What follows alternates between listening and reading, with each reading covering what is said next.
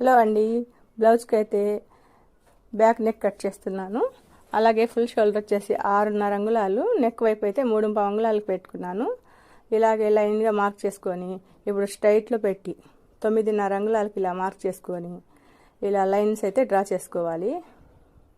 ఇప్పుడు వీడియోలో చూపిస్తున్న విధంగా 2 అంగుళాలకి ఇలా మార్క్ పెట్టుకొని మళ్ళీ 1 అంగుళానికి ఇలా మార్క్ పెట్టుకోవాలి.